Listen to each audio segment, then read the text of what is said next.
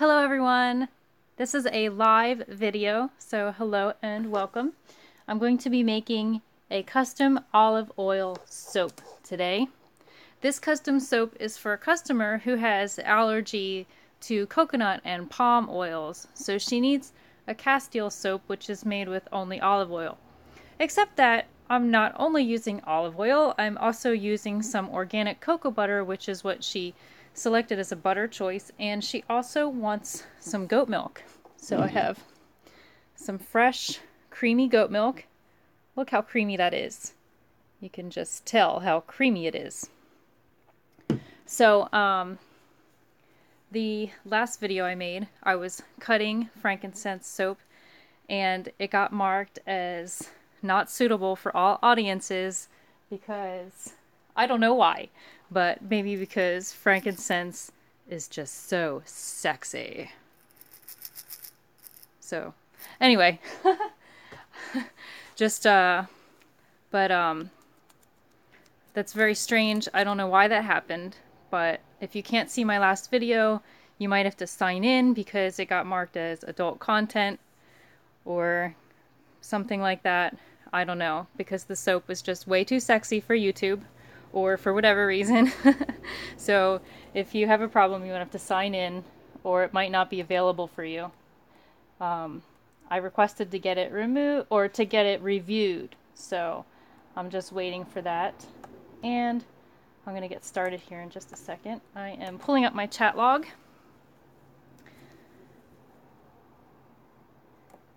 And I just wanted to say to YouTube, even though they marked my video as adult content, all of you anyway. So that's why I put all of you anyway in the title, because I wanted to say I love you anyway, but also I'm making an olive oil soap. So now I can get started. So I have it's the olive oil over here with a little bit of that organic cocoa butter. And it's a goat milk soap, and my lye has somewhat cooled down. So I'm going to add this into the lye mixture and then I'll get started. So I'm seeing some comments coming in. So welcome to the stream. I see hello there from Australia. Good day down under. And I see a hi. I see hello. Love your videos. I love your calming voice. Thank you very much. I see hello from Mexico. Hola in Mexico. And hi from Denmark. So thank you everyone for stopping by. So here I'm just mixing in this goat milk. It does make the soap go a little bit yellow, or the lye solution, sorry, not the soap. And then I'm going to get started on the soap making portion by mixing the two together.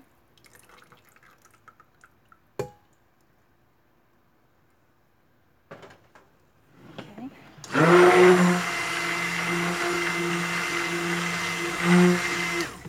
Hi from Philadelphia. I'm so glad you are here live again. Well, hello in Philadelphia. I have been to your fine city, the city of brotherly love, so thank you for joining me here today. I have been to Philadelphia many of times, so I definitely recommend the museum there. What is it called? Oh, the Franklin Institute. So if you're in Philadelphia, definitely go to the Franklin Institute. It's a lot of fun.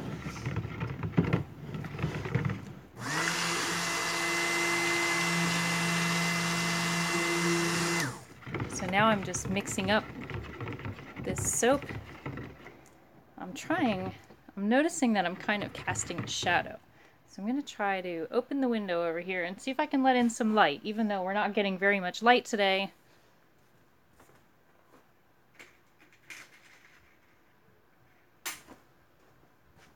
It's dreary and overcast. Our cold weather is setting in, but maybe that's a little bit better.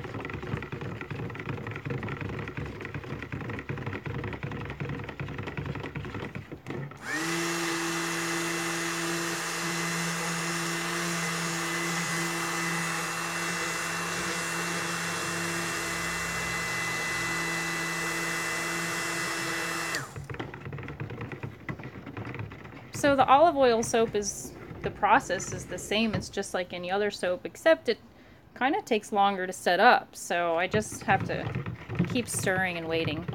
The customer does not want a scent in this soap, so it's just going to be unscented. You can smell the cocoa butter a little bit because I get the organic unrefined, so I can smell a little bit of like a chocolate sort of scent kind of coming out. And it does hold through in the final bars a little bit, but it's not overpowering either. So it should just smell lightly soapy and sweet.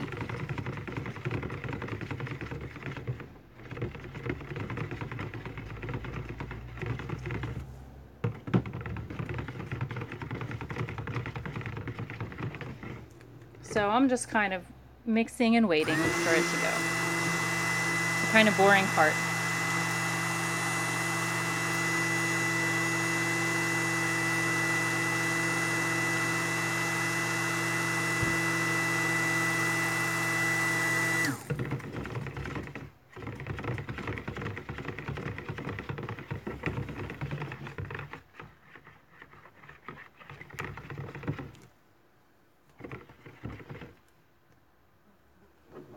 Okay, so I'm just gonna kind of check with my spatula and check to see if there is a trace yet.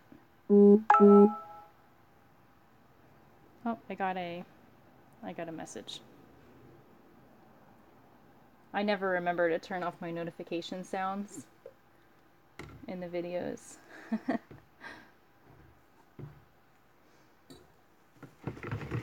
Okay, so that notification said the pizza is ready. So it will just have to wait until I'm done because I'm not ready yet.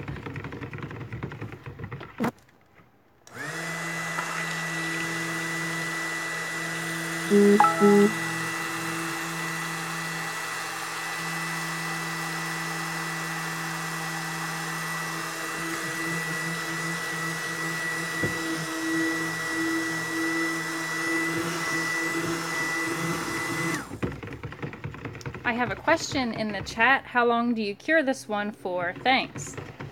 Well, for this one, because it's a custom soap, I'm not going to be doing the bulk of the curing here. As soon as it's neutralized and hard enough to ship, I'm going to send it out with curing instructions. And I would recommend at least a month for this one. Although it will be safe to use right away, it will be much better after a cure period to get out all of that moisture and result in a longer lasting bar of soap. The olive oil soaps tend to need even more cure time, so it'll be safe to use right away, but it will be better if it's allowed to cure. I mean, several months would be great too, but I know that a lot of times people don't have that long. So I'm going to send it with curing instructions, but it's probably only going to be here for a few days before it's hard enough to ship.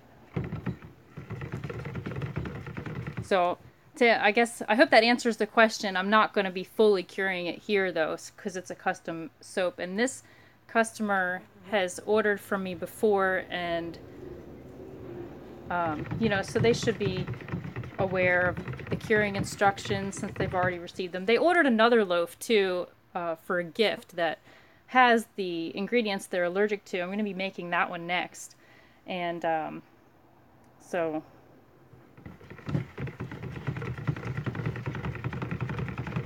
yep. So at least a month, I would say, you need to cure it, and some people would say longer. I discount the water a little bit so that it doesn't take as long. And I have this annoying fly. Get out of here, fly. I'm gonna get you. Hi from the UK. Hello.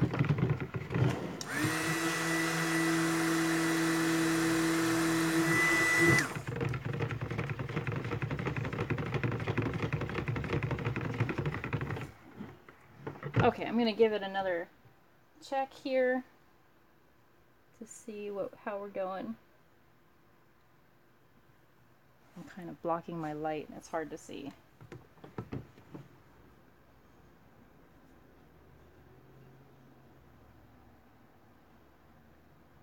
It's starting to trace, but it's still very, very, very light. So I'm just gonna keep waiting and waiting. Hi from Holland. Hello. Hello in Holland.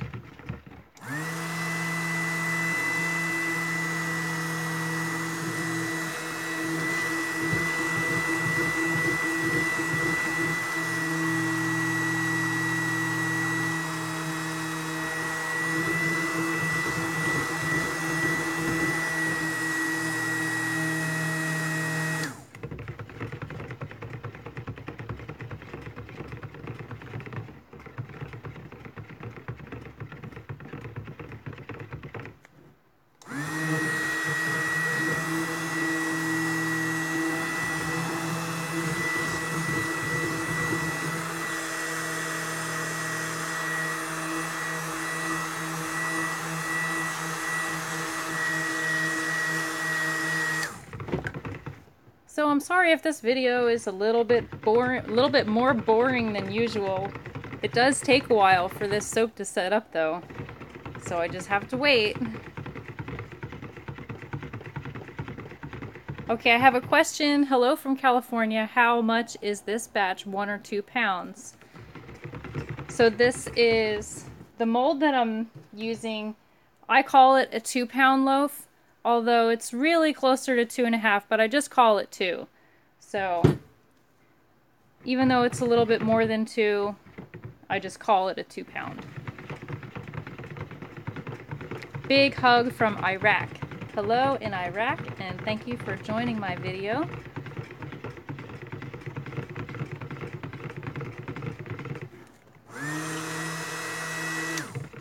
I love that I get so many people from all over the world.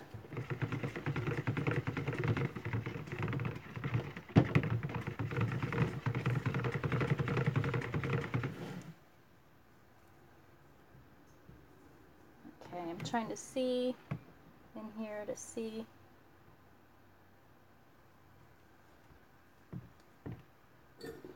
It's hard to see because I'm blocking my light. Let me try in here. You can see it's still really, really thin. Still really thin soap.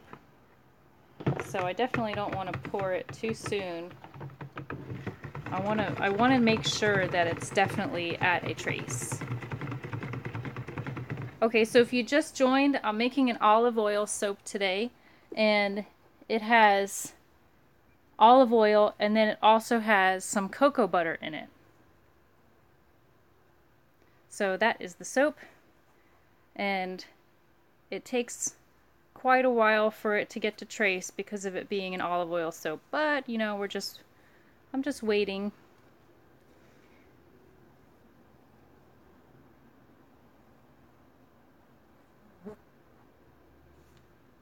Yes, they take a little bit longer, but this is for a customer who's allergic to coconut and palm oils, so she really needs to be able to have the olive oil soap in it. It's not, I don't always have the olive oil soap cured and ready. Sometimes I do have a few bars cured and ready, but I do offer the custom olive oil loaf, which is what I'm making here. So if someone has a special, you know, allergy, they have a need for this kind of soap, I'll make it, and hopefully they can order it and have the kind of soap that they need.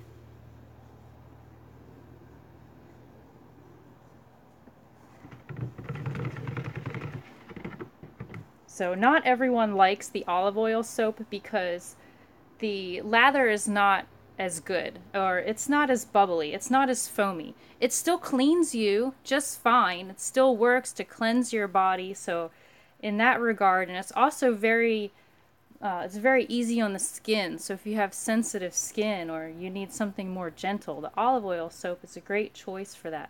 But it doesn't lather a lot, and some people think that the lather feels a little bit more slimy.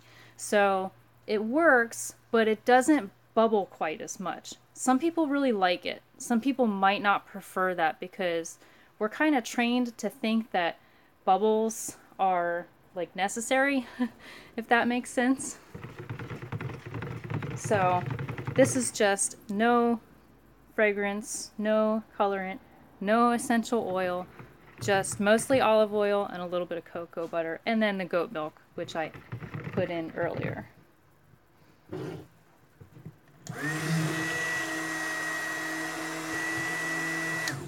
Okay, it's starting to get a little bit thicker now.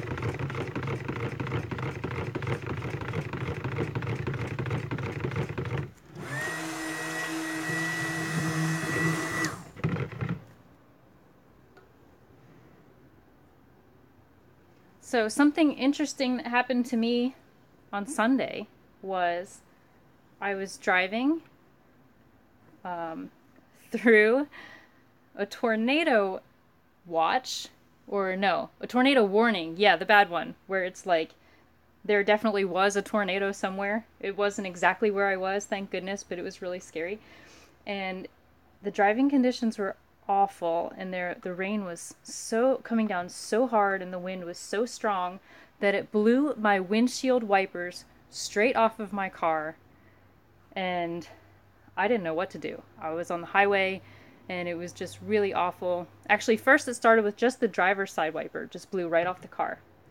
And so I was like leaning over, trying to see out of the other one, and did the best I could to get to some place. And as soon as I got off the next exit, the rain stopped. So I was able to drive to a store, and it took me like 3 hours to be able to change the windshield wipers on the car, because I parked at a gas station that had covering on it so that I wouldn't get wet. And then I had to walk to the store to get the stuff. And then I had to, while I was in the store, I had to log into YouTube and watch tutorials on how to change the windshield wipers, and then go back to the car and then change the windshield wipers. And then as soon as I changed the windshield wipers, they were crossing each other. So like one would go over the other one. And then I had to get back on YouTube and find out that I had to tighten a bolt. So I didn't have any tools. So I had to go back to the store and buy an adjustable wrench, because I didn't know what size wrench I needed, and a flathead screwdriver. And meanwhile, it's like storming. It's still storming the whole time. And thankfully, thank God for YouTube, really, because I wouldn't have been able to fix it. But I fixed it. So that was pretty crazy, that I was in a storm that was so strong that it blew my windshield wipers right off my car. So that was something interesting that happened to me on Sunday. I definitely don't recommend it. I don't recommend driving through that kind of weather. You see the storm chasers on the show, and you know, they look for that weather, but their cars are fortified and everything. I was a bit concerned because I didn't really know this was going to happen, and then all of a sudden my phone had like the emergency tone, and it said, "Tornado watch, seek shelter immediately." And I'm like, well, there's no shelter here. And I was actually going to take the rest stop and see if I could wait it out, but then I just missed the exit, and that's when the first windshield wiper blew off my car. That was so crazy. I didn't even know that that could happen, but apparently it can happen. Your windshield wipers can just blow right off your car. So a tornado did touch down somewhere. I think I heard through word of mouth, so I don't know how accurate it is, but I heard that a tornado touched down in Portland, Indiana, and it was part of that storm system. And then there may have been another one too, somewhere else. I don't know. I was in Muncie at the time, and it was pretty crazy there. I had to attend a theater performance as a requirement for a course that I'm taking. I had to go and review the theater show where I saw Pride and Prejudice, which was pretty good. And, yep. So I had to drive through the tornado zone to get there. Okay, I think I'm about ready to pour this in. So you can see it's still rather thin. I don't know if you can see the trace or not, but it's at a very light trace still. And I could probably keep mixing this for a really long time, but I run out of stories to tell, and I guess I'm just gonna have to have to pour it. So check out the comments really quick. Have I ever made a special soap for someone who is recovering from deep burns in their skin? I have been asked to formulate a soap for that condition. Would love to hear from your experience. I have never had that exact request, but I've heard that emu oil is really good for burns. So I would maybe try to put that in there and just make it really gentle. I don't know, because I'm not in the medical field, if there's a certain thing recommended. So I would just definitely say to just research it more, and maybe a dermatologist would be a good person to ask about if there was a specific need. I mean, soap is just for cleansing, so you're not going to have any medical claims on it. But you definitely want something that's going to be really gentle, and a lot of the soaps that are in the store that have like known skin irritants like detergents and SLS and different things like that would probably definitely not be as good as a natural soap would be. And you definitely don't want anything that's going to make the skin feel tight. So I would look into emu oil if they're not opposed to animal products. And if they are opposed to animal products, then I would maybe just do a lot of butters, like shea butter and cocoa butter and mango butter. I think I heard that cocoa butter is also really good for it. And I would say that the actually this kind of soap, the olive oil soap that I'm making, might be better than one that has coconut or palm in it, because those can be a little bit more drying to some people. So someone says not emu, emu. I know I have an accent, and I'm sorry. It is pronounced emu, but you know, I say emu. So I'm sorry about that. But yeah, look into that if that's something that, you know, that they're okay with. It's definitely, you can put it in soap for cleansing. You wouldn't want to use it in a large amount because it is rather expensive, but they may want to apply it directly to the skin as a moisturizer afterwards too. So she says, don't apologize, it's funny. I know. That's just my, you know, American accent, I guess, that I say emu. I think it sounds funny. Emu, emu, moo. Kind of like a cow, moo. But all right, I guess that's it. I'm finished now because I just made the soap and I'm done. So I will see you all later on. Bye bye.